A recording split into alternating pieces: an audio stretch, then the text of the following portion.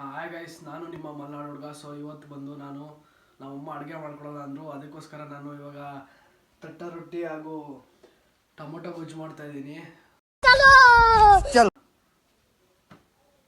ಈಗ ಅಕ್ಕಿ ಹಿಟ್ಟು ತೊಗೊಂಡಿದ್ದೀನಿ, ಹಾಗೆ ಇದಕ್ಕೆ ಉಳಿದಿರೋ ಅನ್ನ ತೊಗೊಂಡಿದ್ದೀನಿ, ರಾತ್ರಿ ಉಳಿದಿರೋ ಅನ್ನನ.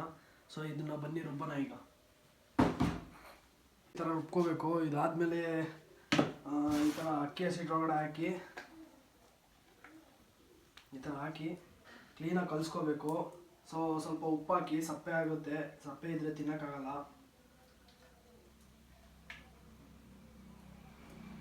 ಈ ಥರ ಹಾಕಿ ಗೈಸ್ ನೋಡಿ, ಈ ಥರ ಹಿಟ್ಟನ್ನ ರೆಡಿ ಮಾಡ್ಕೋಬೇಕು ಕಲಿಸ್ಕೊಂಡು.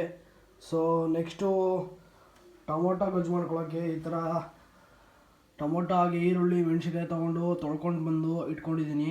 ಸೊ ಬನ್ನಿ ಈಗ ಕಟ್ ಮಾಡೋಣ. ಗೈಸ್, ನಾನು ಟೊಮೊಟೊನ ಬಾಕ್ಸ್ ಟೈಪಲ್ಲಿ ಕಟ್ ಮಾಡ್ಕೊತೀನಿ, ಯಾಕೆಂದರೆ ಸೊ ಬೇಗ ಬೇಯುತ್ತೆ. ಸೊ ಹಾಗಾಗಿ ಬಾಕ್ಸ್ ಟೈಪಲ್ಲಿ ಕಟ್ ಮಾಡ್ಕೊತೀನಿ ನಾನು. ಸೊ ಹಾಗೆ ನೋಡ್ಬೋದು, ಈರುಳ್ಳಿ ಕೂಡ ಬಾಕ್ಸ್ ಟೈಪಲ್ಲೇ ಕಟ್ ಮಾಡ್ಕೊತಾ ಇದ್ದೀನಿ, ಯಾಕೆಂದರೆ ಅದು ಕೂಡ ಜಲ್ದಿ ಬೇಯುತ್ತೆ, ಟೈಮ್ ಹಿಡಿಯೋದಿಲ್ಲ. ಸೊ ನೋಡಿ ಹಾಗೆ ಗಾಯ್ಸ್, ಮೆಣಸಿನ್ಕಾಯಿ ಕೂಡ ಸಣ್ಣದಾಗಿ ಕಟ್ ಮಾಡ್ಕೊಳ್ಳಿ. ಬಾಯಿ ಸಿಕ್ಕಿದಾಗ ಖಾರ ಆಗಿ ಸಿಗಬೇಕದು. ಸೊ ರುಚಿಯಾಗುತ್ತೆ. ಸೊ ಈ ಥರ ಕಟ್ ಮಾಡ್ಕೊಳ್ಳಿ. ನೋಡಿ ಗೈಸ್, ಈ ಥರ ರೆಡಿ ಮಾಡ್ಕೊಳ್ಳಿ. ಟೊಮೊಟೊ ಹಾಗೆ ಈರುಳ್ಳಿ, ಮೆಣಸಿನ್ಕಾಯಿ, ಕರಿಬೇವು ಸೊಪ್ಪು, ಕೊತ್ತಂಬರಿ ಈ ಥರ ರೆಡಿ ಮಾಡ್ಕೊಂಡ ನಂತರ ಒಂದು ಗೈಸ್ ನೋಡಿ, ಹಿಂಗೆ ಸ್ಟವ್ ಹಚ್ಕೋಬೇಕು. ಪಾತ್ರೆ ಇಟ್ಟಿದ್ದೀನಿ ಇದ್ರ ಮೇಲೆ. ಸೊ ಪಾತ್ರೆ ಕಾದ ನಂತರ ಹೀಗೆ ಎಣ್ಣೆ ಹಾಕೋಬೇಕು. ಸೊ ಎಣ್ಣೆ ಕಾಯ್ದ ನಂತರ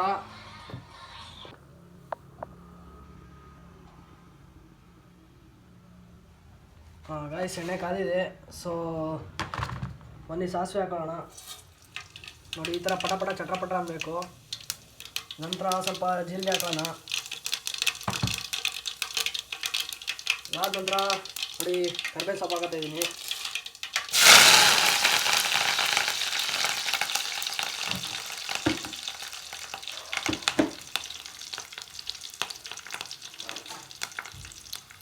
ನೋಡಿ, ಈ ಥರ ಚಟಪಟ ಅನ್ನಬೇಕು.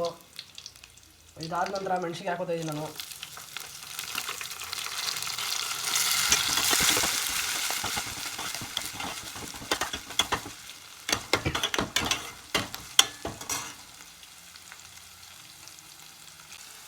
ಗಾಯ್ಸ್, ಮೆಣಸಿನ್ಕಾಯಿ ಬೆಂದಷ್ಟೇ ಸೊ ಈರುಳ್ಳಿ ಹಾಕ್ಕೊಬೇಕು.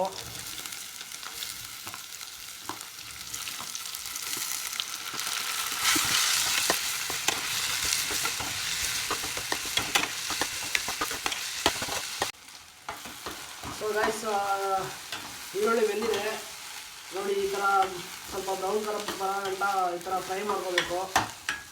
ಸೊ ಈಗ ನೆಕ್ಸ್ಟು ಟೊಮೊಟೊ ಹಾಕೋತಾ ಇದ್ದೀನಿ.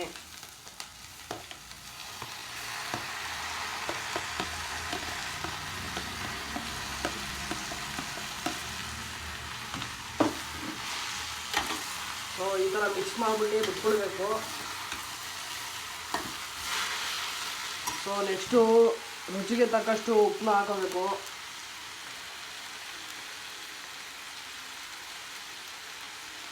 ಸೊ ನೋಡಿ, ನಾನು ಇಷ್ಟು ತೊಗೊಂಡಿದ್ದೀನಿ.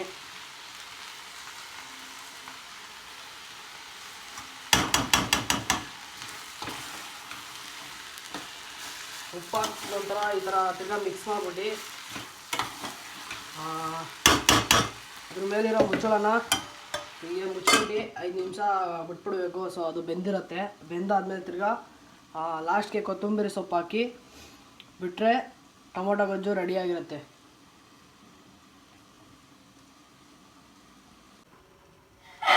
ಸೊ 5 ನಿಮಿಷ ಆಗಿದೆ ಗೈಸ್. ಸೊ ಟೊಮೊಟೊ ಗೊಜ್ಜು ರೆಡಿಯಾಗಿದೆ. ಸೊ ನೆಕ್ಸ್ಟು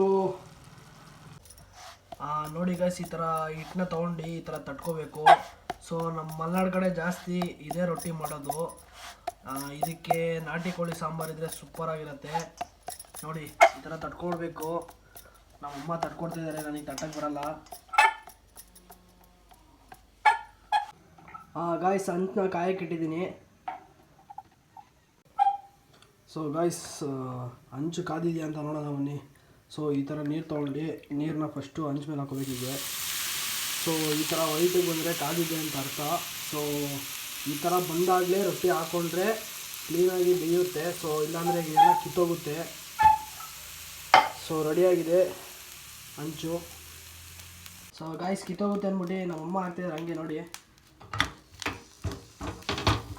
ಸೊ ಈ ಥರ ಹಾಕೋಬೇಕು.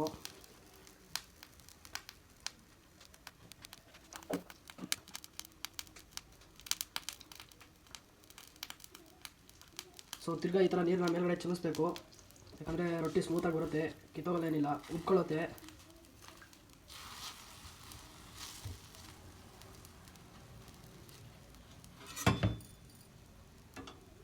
ಸೊ ಅರ್ಧ ಬೆಂದಾದ್ಮೇಲೆ ಇನ್ನೊಂದು ಕಡೆ ಎತ್ತಾಕೋಬೇಕು. ಹೀಗೆ ನೋಡಿ ಈ ಥರ ಎತ್ತಾಕೋಬೇಕು. ಸೊ ಎರಡು ಕಡೆ ಅರ್ಧ ಬೇದಾಗ ಎತ್ತಾಕೊಂಡ್ರೆ ಕ್ಲೀನಾಗಿ ರೊಟ್ಟಿ ಕ್ಲೀನಾಗಿ ಬರುತ್ತೆ.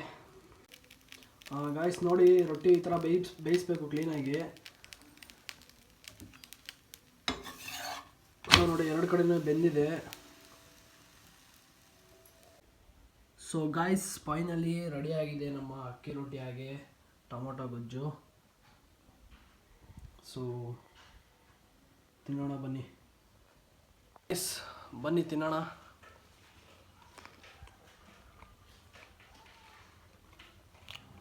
ಸೂಪರಾಗಿದೆ. ಸೊ ನೀವು ಮನೇಲಿ ಮಾಡ್ಕೊಳ್ಳಿ, ತಿನ್ಕೊಳ್ಳಿ. ಓಕೆ ಫ್ರೆಂಡ್ಸ್, ಇವತ್ತಿನ ಲಾಗ್ ಇಷ್ಟ ಇರುತ್ತೆ. ಹೀಗೆ ಹೇಳ್ತಾ ನಾನು ಲಾಗ್ ಮುಗಿಸ್ತಾ ಇದ್ದೀನಿ. ಸೊ ಪ್ಲೀಸ್ ಸಬ್ಸ್ಕ್ರೈಬ್ ಮಾಡಿ, ಲೈಕ್ ಮಾಡಿ, ಶೇರ್ ಮಾಡಿ ಅಂತ ಕೇಳ್ತಾ ಓಕೆ ಫ್ರೆಂಡ್ಸ್, ಬಾಯ್.